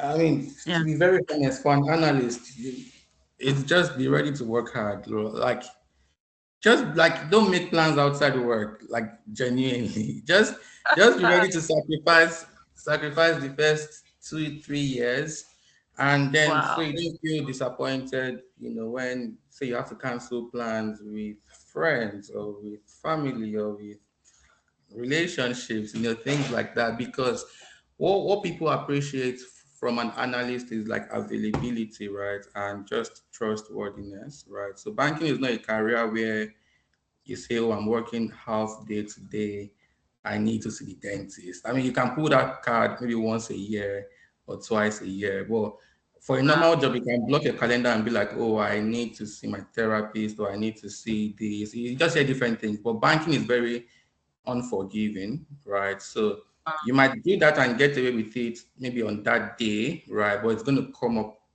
in one meeting or one way or the other. It's either going to come up in either review meeting or it's just going to come up because your associate would then get upset. Like, look, we had something urgent to turn, and Kitty was like, he had to do it. You know, and like again, not like one maniacs or anything. It's just it's high pressure, high intensity, right? So you have to come in knowing that that's what you're signing up for, right? Again, it looks glamorous on the outside, but on the inside, it's hard grind. Like just come in knowing that it's a tough job, right? And then from there, when like the more senior you get, you start building your reputation. People know that oh, you're a solid guy. So now I can say, look, I am away from my desk from 12 to 6 p.m. on Saturday or from on Friday for whatever reason. But you know that when Didi is back, he's going to get the job done and he would send it to me. Right.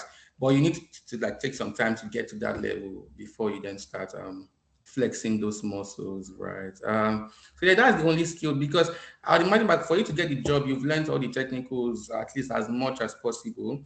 And then every other thing on the desk, they actually then teach you. They teach you to be fair as much as possible because it's in their own best interest that you know what to do because you just save everybody like extra hours on the desk, you know. So if they don't think you know how to do it, they wouldn't ask you to do it immediately. They work on it and then give you tasks that you can then handle by yourself. But yeah, so yeah, just be ready to work hard. Like after putting, you've already put in a lot of work to like get the job. So that's when the work is just starting. Say for the next 2, 3 years, I'm going to work hard. Then when you turn an associate, you start having analysts do the heavy lifting as well. Then you just start say managing your analysts and still getting your hands dirty. But the more you then progress, it gets better and better, and you know you start having like a normal 9 to 7 p.m., 8 p.m. life back again. Wow. Wow. Wow. Wow. Perfect. Thank you so much. Wow, I'm looking at the time. I don't want to keep you guys, too long. You can tell that they work really hard, for them to have come on this call on a Saturday, spend, 2 hours, 2 hours with us, and they still have other things they want to, do. That shows, what they're not just saying these things, it's exactly what they do. They work really hard. All right. So you want investment banking, be ready to work. And another good thing is with some of the things they've shared, even if you cannot get into investment banking in diaspora for any reason, um, Nigeria is also a very good place. Africa is a good place. Gideon also did Africa before, London. So please just look at those pictures. And the truth is, all of the things they discussed there, imagine if you put all of these things to work. I can just imagine how you do well, even in Nigeria, right? So if you put all of these things to work, you also do well in Nigeria. All right, so I believe there are no questions. Conversation will continue. Gideon has shared his full name. Joyce Alabi's name is clearly on the screen. You can check them out on LinkedIn, send them messages on LinkedIn. Understand they're also very busy people, but of course I know they are kind. They are kind people too, so they will reply. All right. So I don't think there are any other questions. I don't know if Gideon or Joyce say anything before we go. I wanted to say that there's a lot of opportunities in the high finance space across Africa. Like what you said is so true. I've been seeing a lot of opportunities in Morocco, in as Gideon, Dakar, where else? Kenya as well. I saw they're recruiting.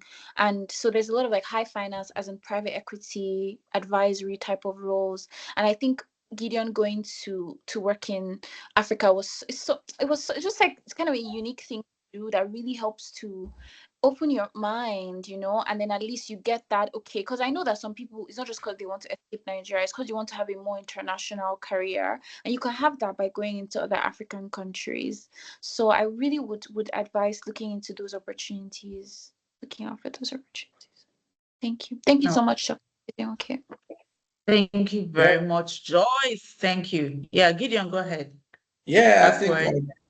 just took the words out of my mouth. Like I'm big on like African opportunities, very honestly, right? Like it's an interesting thing to say for me, sitting from say London, for example, right? But like you can see, like I went to Dakar, like I didn't at the time I left Dakar, I was not sure I was coming back to the UK, very honestly, right? Yeah. And then like when you really then sit to like evaluate the differences in either the impact of the job or just the learning opportunities or the people you work with, the culture, and how it then just ties into your career trajectory, like you can still get like a very solid career out of African opportunities. Again, it's about you just doing the work, understanding the terrain of Africa, the more exciting companies, and I promise you, they benchmark pay in Africa with pay in the UK because they know that they are competing with European and American companies for the best talent, right? So they're not missing out on anything in terms of pay as well, right? So yeah, focus like spend some time, look at the tracker, look at what the terrain here in the UK and US and other Yeah. exciting say continents are, but don't sleep on Africa. I promise you. Like just like people are in these jobs, but they just keep quiet. Like you just see them shining, but they're it's happening on the continent for sure. Joyce, please. Yeah, if I just want to name drop Partech, like that Partech, Africa 50, Africa 50 in Morocco, they called me to come and work for them. Like the money is plenty. It's just moving to Morocco that I need to think like it's not my path right now. But then if you want just an international experience, Africa 50, even in Nigeria, AFC, IFC, those places they pay very very well, and those are good opportunities. And then also the World Bank, obviously IFC, AFC are World Bank, but then also EBRD, those organizations within the World Bank, they start to give you those international, and then maybe through some of them you can then say, oh, I want to move into your, I don't know, Washington office, like just yeah. Yeah, I mean, like we can keep on mentioning names here or something, but like yeah, there are even like there are companies. I like, of course, like the oil companies, and then there's I think Dangote now is doing some dangerous numbers. There are like she said, AFC is an interesting one. Even all the finance shops in Nigeria. The problem is at the analyst level, maybe they don't maybe understand or think you offer so much value yet. But say you then go out and you're going back in, you're never negotiating in Naira, for example. So you're starting from what you were then earning before and they can afford it. And then so you then start there as an analyst. If they don't want to lose you, they'll dip their hand into their pockets to pay very well. Right. So also just understand what's happening in Nigeria. Not everybody is paying 200K, I promise you. Not everybody is paying like analysts are already hitting 2 million, 3 million, 4 million, 7 million. So yeah, it's important to know what those companies or who those companies are, and then you can start networking with them as well and just go from there. Yeah. Wow. So please, if you know you really drew value from today's webinar, I need to say emojis. If this was transformational for you, if you learned a lot, if you had an eye-opening, encounter, yes, please, can you give a round of applause to our speakers? They didn't hold anything back. They shared everything. They've done it. They are successful, and they also want everyone to be successful. And like they also indicated in their bio or in their citation, they are also very big on mentorship. So follow up with them on LinkedIn. You can, get them to mentor you. And Joy's YouTube. In fact, I think if you just take your time, watch all the YouTube, videos. She has done a lot. She even did one where she taught how to use Excel shortcut. I think I saw that.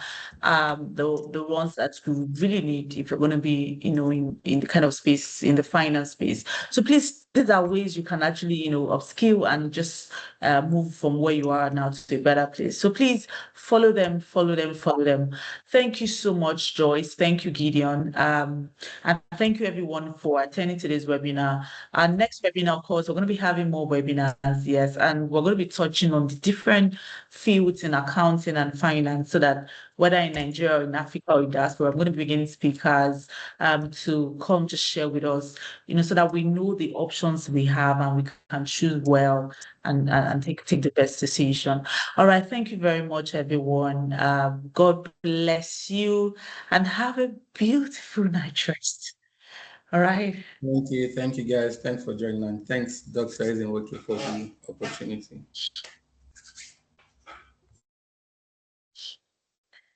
Good night. Good night.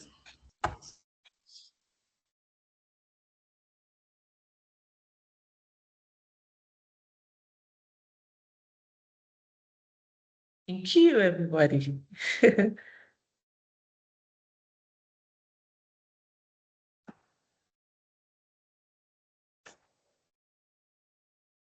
Thank you, Doc. Good night.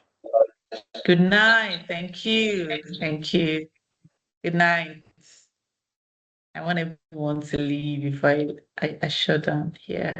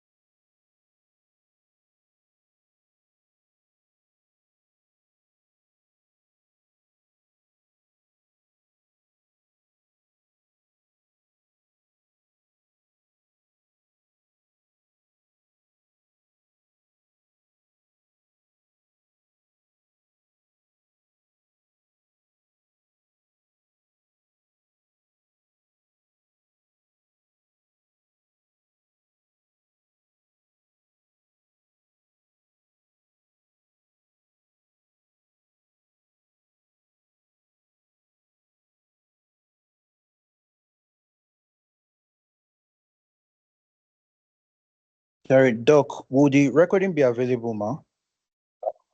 Yeah, did you register? No, Did I you joined register? straight. I joined straight Okay. off WhatsApp. Okay, so you know what? Just register. There's a link. Are you on the Scepter Bridge Impact series? I'm on a WhatsApp group. Which one of them? Which one of them? The Impact series. I want to know which Let me, one. okay, let me confirm There's a quickly. okay. There's a Google link there. Please Scepter just Bridge. Okay, Scepter Bridge Professional Accountant Hub. okay. So go through the group. There's a link that came through. Okay, don't worry. Go, yes, the first invite I sent, add the link. Are you with me? So you get on the group and then you get to see the Google form, then fill it. So it's on that note then be able to have access to it because the emails will not be used. Is that taken? Yes, but on the group, I can only see the link to the. To the group, yes. Get on the group. Get on the Scepter Bridge group. Have you gotten there? Yes, The I'm there. Impact series. Okay, so I'm gonna post it again so that you get to see it. Right. So you would have access to it. All right. Okay, I think I see it now. It's a LinkedIn group. I see it now. Thank you. Oh, beautiful. All right. All right. Thank you. You're welcome.